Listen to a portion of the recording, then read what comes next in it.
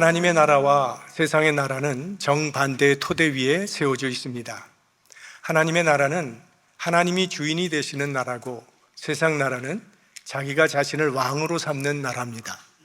하나님의 나라는 하나님을 최우선시하는 나라이고, 세상 나라는 자신을 우선시하는 그런 나라입니다. 이렇게 하나님 나라의 가치관과 세상 나라의 가치관은 정반대에 있기 때문에 충돌이 일어날 수밖에 없습니다.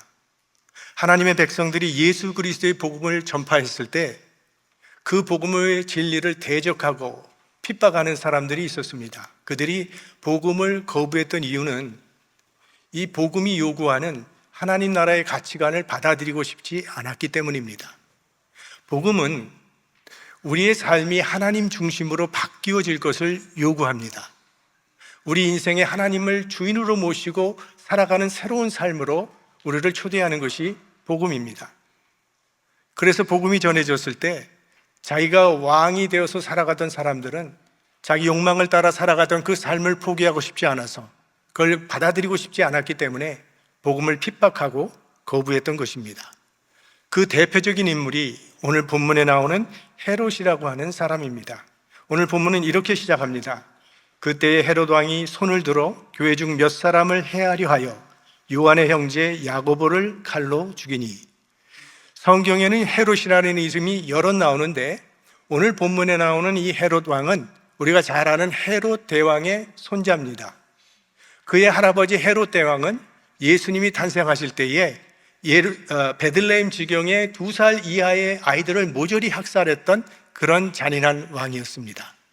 그리고 이 헤롯 대왕의 아들, 그리고 오늘 이 등장하는 헤롯의 삼촌이 되는 헤롯이 있는데 그의 이름은 헤롯 안티파스라고 해서 그는 세례 요한을 죽였고, 예수님께서 십자가에 달리시기 바로 직전에 그를 잠시 만나서 이 사람이 예수님의 기적을 보기를 원했는데 예수님은 아무 일도 해주지를 않았던 그런 왕입니다.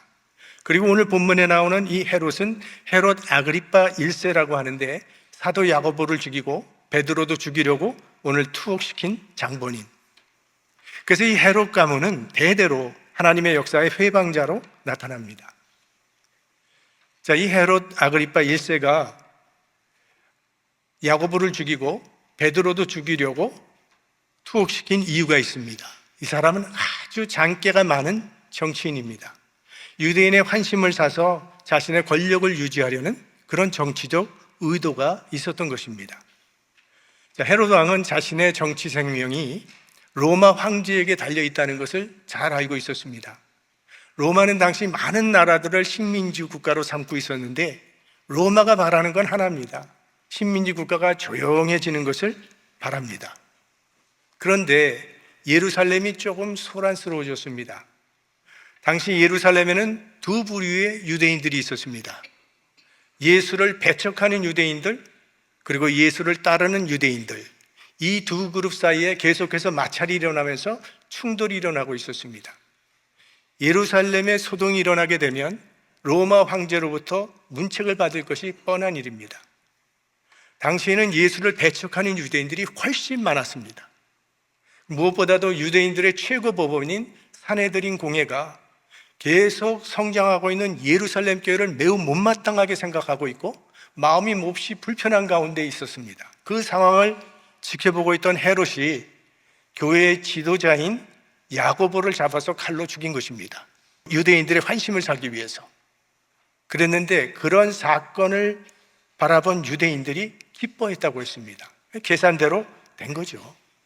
자, 이렇게 여론의 힘을 얻은 헤롯이 이번에는 교회에서 가장 영향력이 있는 지도자 베드로를 잡아 죽이려고 베드로까지 투옥시킨 것입니다. 베드로까지 죽여버리면 교회는 흐지부지 될 것이라고 생각을 한 것이죠. 베드로도 죽이려고 했는데 보니까 이게 6월절 명절인 겁니다. 명절에 사람을 죽이게 되면 여론이 나빠질 수 있기 때문에 그러면 이 명절 끝나면 베드로를 죽이겠다고 그를 감옥에 집어넣고 군사들을 통해서 지금 지키고 있는 가운데 있습니다. 총 16명의 군인이 4명이 한 조가 돼서 6시간씩 교대로 아주 철저하게 베드로를 지키고 있었습니다. 자, 야고보는 이미 순교를 당했고 이제 베드로마저 죽임을 당하게 된다면 예루살렘 교회는 존폐의 심각한 위기를 맞게 됩니다. 이런 절대적인 위기 상황 속에 처한 교회는 무슨 일을 했습니까? 5절에 이에 베드로는 옥에 갇혔고 교회는 그를 위하여 간절히 하나님께 빌더라. 간절히 하나님께 기도했습니다. 왜? 헤롯은 막강한 권력을 가지고 있는 사람입니다. 그는 베드로를 투옥시킬 수 있는 권력도 있고 베드로를 당장 칼로 죽일 수 있는 권력도 있습니다. 반면에 교회는 대항할 아무런 힘이 없습니다. 교회가 할 수 있는 일은 오직 기도뿐이었습니다. 그래서 그들은 간절히 기도했습니다. 이렇게 하나님 나라 백성들이 세상 나라에 짓눌려서 숨이 막히고 살기가 어려워질 때 이러한 난간을 뚫고 나갈 수 있는 길을 하나님께서 우리에게 가르쳐 주셨습니다. 그게 기도입니다. 기도는 하나님과 우리를 연결해 주는 생명줄 같아서 이 줄이 우리에게 연결되는 순간 막혔던 숨통이 열리면서 숨을 쉬면서 살아갈 수 있게 되는 것이죠.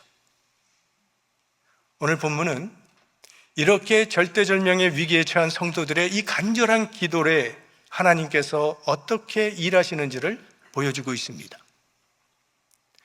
지금 베드로는 마지막 밤을 쇠사슬에 묶인 채 감옥에서 보내고 있습니다.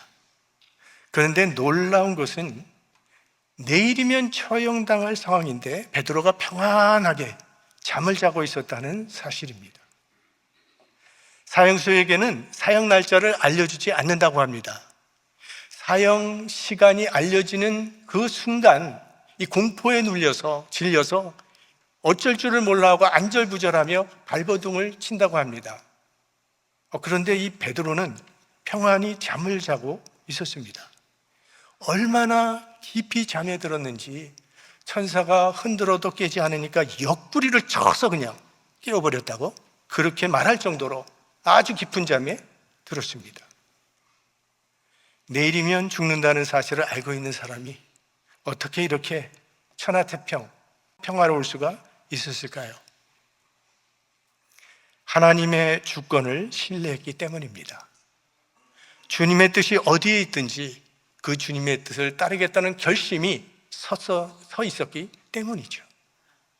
하나님의 뜻이 내가 살게 되는 것이라면 살게 하실 것이고 죽는 것이라면 죽어서 하나님께서 영광을 받게 하실 것이다. 완전히 하나님의 뜻에 온전히 자신을 맡겼고 그 하나님의 주권을 신뢰했기 때문에 마음에 평화가 임했던 것이죠. 우리가 두려워하고 불안해하는 이유가 어디 있습니까? 사실은 온전히 맡기지 못했기 때문이죠. 마틴 루터는 이런 말을 했습니다. 죄는 당신이 짊어지거나 그리스도께서 짊어지시거나 둘 중 하나다. 만일 당신이 죄를 감당하려면 쓰러지겠지만 주님께 맡긴다면 당신은 자유함을 얻게 될 것이다.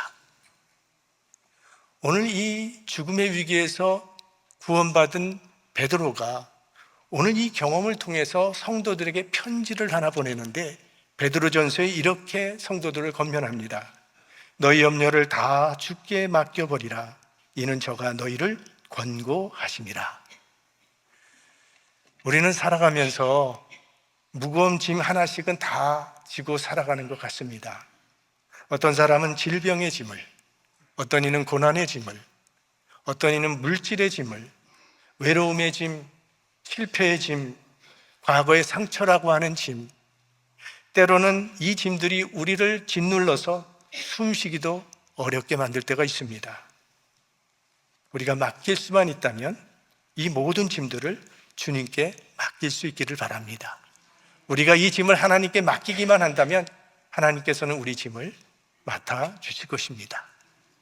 주님의 주권을 신뢰하고 주님 앞에 모든 것을 맡길 때 우리 삶에는 참된 평안이 임하게 될 것입니다. 근데 이 맡기는 것이 그렇게 쉽지가 않죠. 기도할 때는 주님께 맡깁니다 라고 기도하고는 끝나자마자 어떡하지?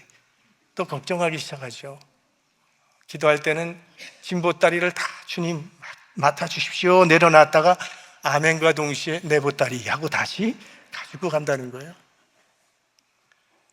여러분, 베드로처럼 오늘 이 베드로처럼 온전히 주님께 맡기시기 바랍니다. 그러면 주님의 평화가 우리의 심령 가운데 임하게 될 것입니다. 성도들은 간절히 기도했고 베드로는 자신의 운명을 하나님께 맡겼을 때 오늘 기적이 일어납니다. 그 내용이 오늘 본문에 아주 상세하게 기록이 되어 있어요. 4명의 군인이 한조가 돼서 베드로를 지키는데 2명은 감옥 안에서 지금 베드로의 양팔에는 쇠사슬이 채워져 있습니다. 그의 오른팔에 채워진 쇠사슬은 오른쪽에 있는 군인의 팔에 묶여 있고 그 왼쪽 팔에 채워져 있는 쇠사슬은 왼쪽에 보초를 쓰고 있는 군인의 팔에 지금 묶여져 있는 상태로 두 군인은 베드로 옆에서 그를 지키고 있고 나머지 두 군인은 밖에서 감시를 하고 있는 그런 상황입니다. 그런데 베드로가 그 두 군인 틈 사이에서 잠을 자고 있었다는 거예요. 그런데 호련히 천사가 나타나더니 베드로를 깨웁니다. 그리고 베드로의 손에서 쇠사슬이 벗어졌습니다. 그런데도 옆에 있던 두 군인은 무슨 일이 일어나는지 눈치를 채지 못했다는 거예요. 천사가 베드로에게 말을 하죠. 띠를 띠라, 빨리 신을 신으라, 그리고 겉옷을 입고 나를 따라오라. 아주 세밀하게 베드로의 신까지 겉옷까지 다 챙겨줍니다. 왜냐하면 지금 베드로는요, 이게 꿈인지 생신지 정신이 몽롱한 상태에 있었기 때문입니다. 베드로는 지금 환상을 보는 줄로 생각하고 있었어요. 베드로가 천사를 따라 옥문을 나가는데 밖에서 지키고 있던 두 군인들도 전혀 눈치를 채지 못합니다. 조금 가니까 쇠문이 저절로 열리고 예루살렘 거리에 이르게 되죠. 그때서야 베드로가 이게 환상이 아닌 줄을 알았다고 했습니다. 11절, 이에 베드로가 정신이 나서 가로되 내가 이제야 참으로 주께서 그의 천사를 보내어 나를 헤롯의 손과 유대 백성의 모든 기대에서 벗어나게 하신 줄 알겠노라 하여. 여러분, 오늘 본문에 이 사건을 왜 이토록 상세하게 기록해 놓았다고 생각하십니까? 이 사건이 실제로 일어난 일이라는 것을 증거하기 위함입니다. 신앙은 추상적인 사상이나 철학이 아닙니다.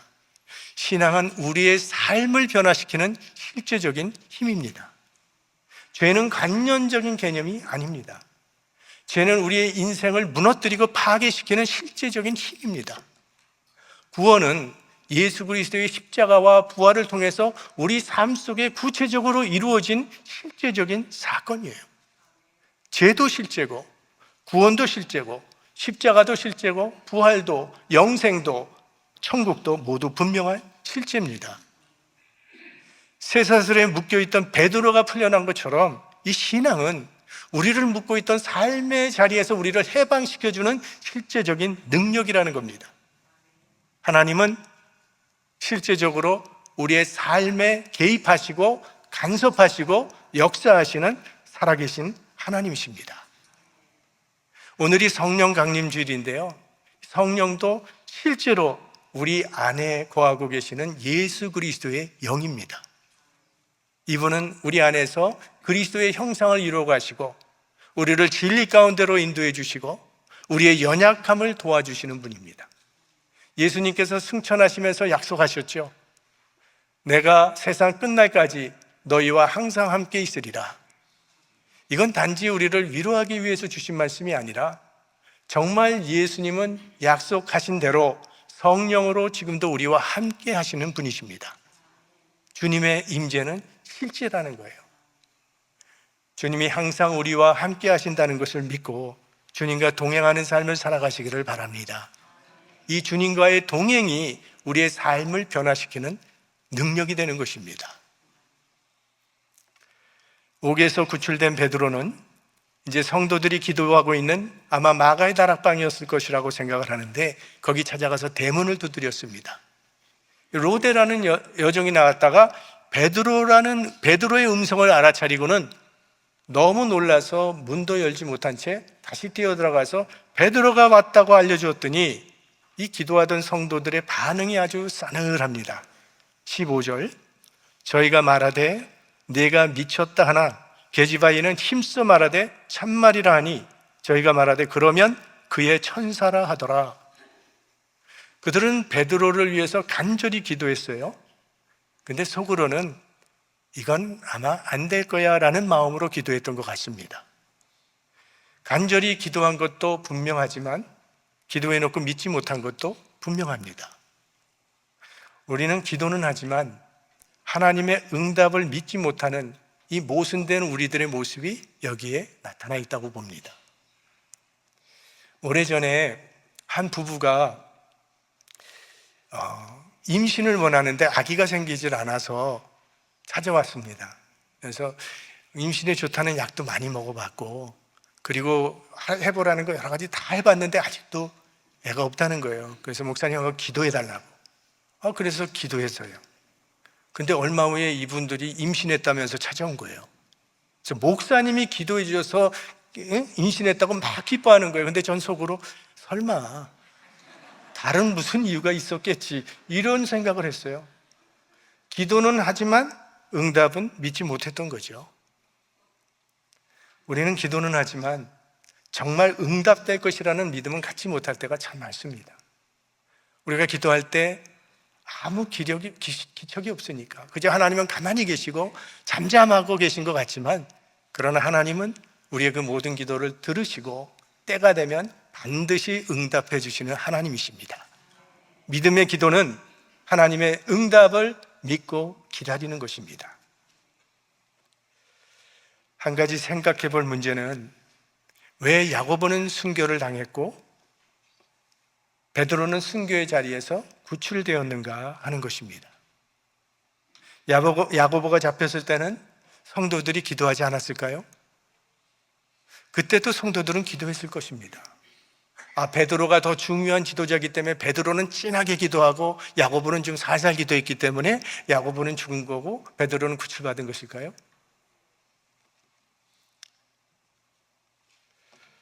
하나님께서는 야고보가 죽지 않도록 하실 수 있었지만 그냥 죽음을 허용하셨습니다. 정확한 이유는 하나님만 알고 계시죠. 베드로는 아직 더 살아서 감당해야 할 하나님의 섭리가 있었던 것 같습니다. 그것은 하나님의 주권에 속한 것이고 하나님의 신비에 속한 것입니다.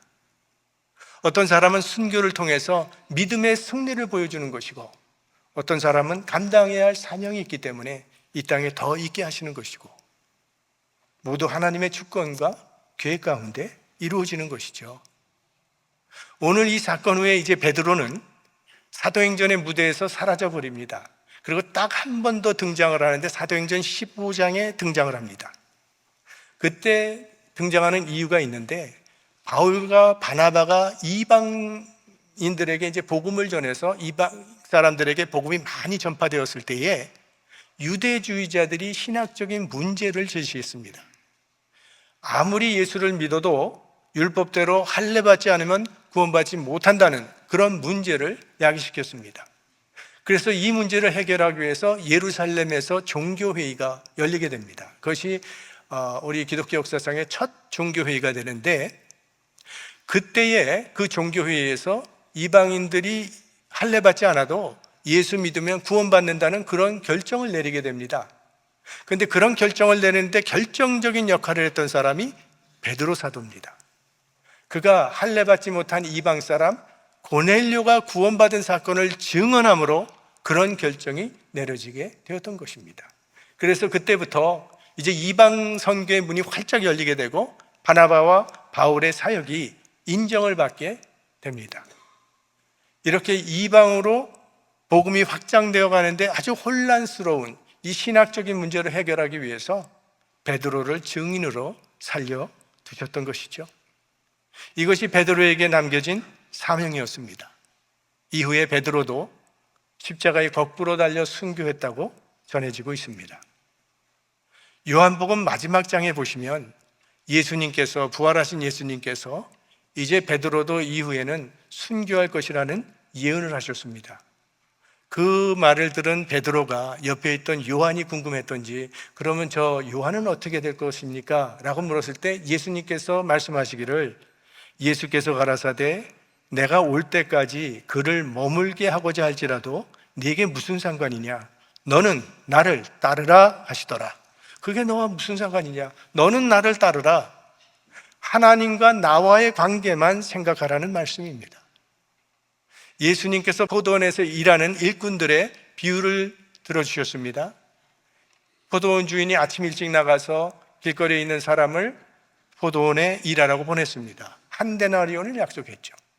또 정오에도 나가서 일꾼이 놀고 있으니까 들어가서 일하라고 했고, 3시에도 그렇게 했고, 5시 마지막 시간에도 그렇게 했습니다.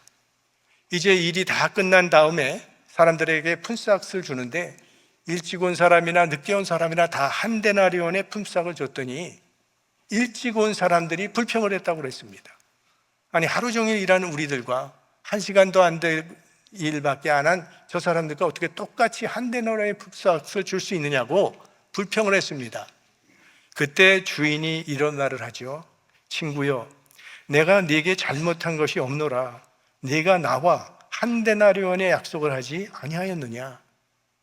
하나님과 나와의 관계만 생각하라는 거예요. 그러면 불평할 것이 없어진다는 것입니다. 다른 사람이야 하나님께서 알아서 할 일이고 나는 내 믿음에만 주목하라는 그런 말씀이죠. 어떤 사람이 비행기 시간을 놓쳐서 비행기를 못 탔는데 그 비행기가 가다가 추락을 했습니다. 그러면 비행기가 추락해서 죽은 사람들에게는 하나님께서 은혜를 베풀어 주시지 않은 것이고, 살아남은 그 사람은 하나님께서 은혜를 베풀어 주신 것인가? 왜 나는 기도를 해도 병이 낫지 않는데 다른 사람들의 기도는 들어주셔서 병에서 일어나게 하시는 것입니까? 왜 어떤 사람은 죽게 내버려 두시고 또 어떤 사람은 더 살도록 하시는 것입니까? 부르심이 다른 것뿐입니다. 일찍 죽은 사람은 불행한 것이고 오래오래 사는 사람은 복받은 게 아니라는 거죠. 이쪽은 복받고 저쪽은 버림받은 게 아니라는 거예요. 어떤 사람은 일찍 죽어서 하나님께 영광을 돌리는 것이고 어떤 사람은 좀 더 오래 살아서 또 하나님께 영광을 돌리는 것이죠. 야고보는 죽어서 하나님께 영광을 돌리고 베드로는 살아서 하나님의 일을 하는 것뿐입니다. 그래서 어떤 사람은 가난한 모습으로, 어떤 사람은 좀 부유한 모습으로, 어떤 사람은 고난의 삶 속에서, 또 어떤 사람은 좀 평탄한 삶을 살면서, 어떤 사람은 열악한 상황 속에서, 또 어떤 사람은 풍요로운 생활 속에 살아가면서 각자에게 주어진 사명을 감당하게 되는 것입니다. 그러므로 우리는 어떤 한 사건을 놓고 하나님이 능력이 있냐 없냐, 하나님이 공의가 있느냐 없느냐, 저 사람이 믿음이 있느냐 없느냐 판단해서는 안 된다는 것입니다.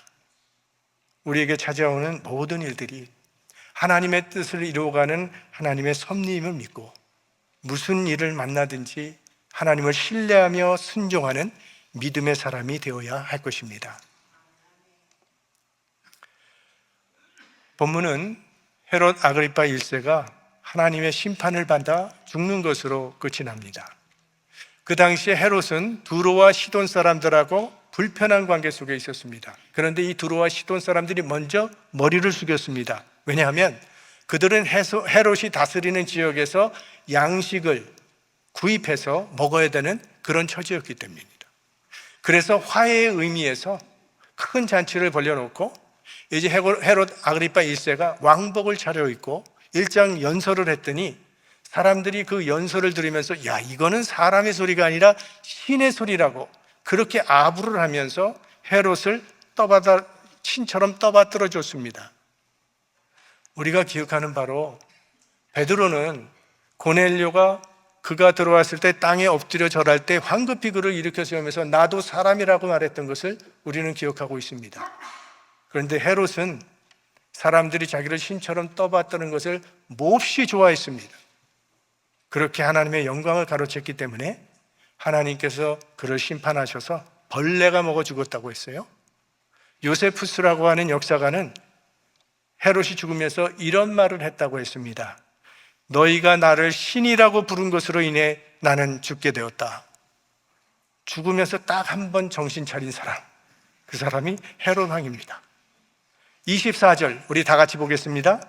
하나님의 말씀은 흥왕하며 더하더라. 헤롯이 죽이려던 교회는 흥왕했고 교회를 죽이려던 헤롯은 죽었습니다. 이건 교회의 승리요, 복음의 승리입니다. 세상 나라가 무서운 힘을 가지고 있지만 오늘 말씀은 그보다 더 강한 힘이 있다는 것을 우리에게 보여주고 있는 것입니다. 세상 나라의 힘은 눈에 보이는 힘이고 이 힘이 모든 세상을 지배하고 장악하는 것처럼 보입니다. 그러나 눈에 보이지 않는 어떤 힘이 있는데 그 눈에 보이지 않는 힘이 눈에 보이는 힘을 지배하고 심판하는 진정한 힘이라는 것을 우리에게 보여주고 있는 것입니다. 하나님의 나라와 세상 나라는 지금도 보이지 않는 전쟁을 벌이고 있습니다.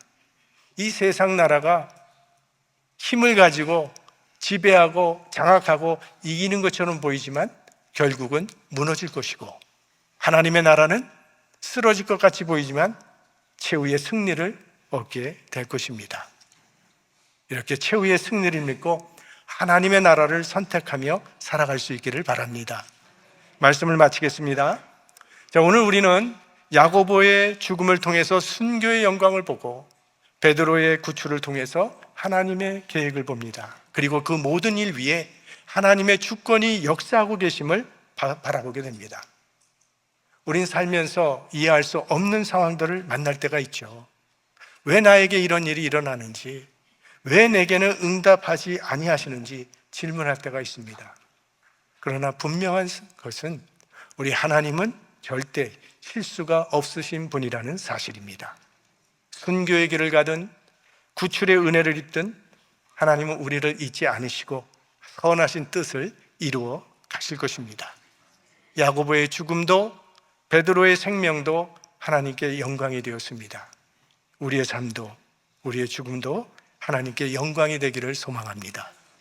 우리가 이렇게 결단했으면 좋겠습니다. 주님, 나의 삶을 온전히 주님의 손에 맡겨드립니다. 기쁜 일이든지 슬픈 일이든지 살든지 죽든지 나의 이 삶이 하나님께 영광이 되기를 원합니다. 이런 믿음의 고백이 여러분의 영혼 가운데 가득해서 우리 주님께서 주시는 참된 평안을 누리시기를 주의 이름으로 축원합니다. 성령의